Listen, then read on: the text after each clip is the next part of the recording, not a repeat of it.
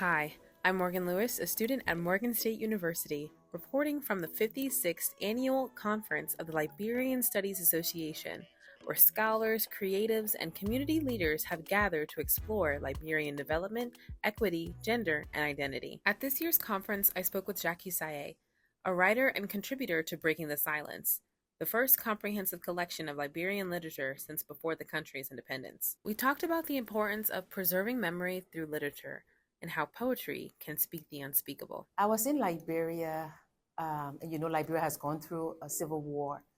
And my cousin, Chris, was in the car with me. We were going to Cottington. And there's a big cotton tree right there on the bridge. And I said to her, "Oh, I love this tree. I want to take a picture of this tree." And Chris was very quiet. And when we passed the tree, she said to me, "That tree was the checkpoint. If you pass that tree, then you live." But the river was red with blood because people died at that tree. So I went home and I thought about it and I thought about it. And that's when I wrote the poem about the cotton tree that shades death. And the poem is called Say Nothing. The conversation didn't stop at the page.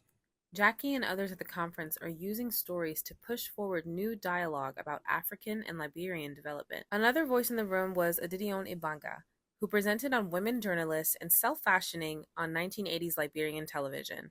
So for me, I grew up in an environment and in a society where there were so many diminishing experiences for women. So over time, I've had to look back and think about why, certain things were obtained in society at the time, and what can I do to make sure that women have more visibility, that we're bringing them into the center when it comes to conversations around deep issues, because they were often relegated to just domestic matters, domestic affairs, and they weren't really given the center stage. From poetry to the press, from past to present, this year's conference is reclaiming Liberia's stories and making space for new ones.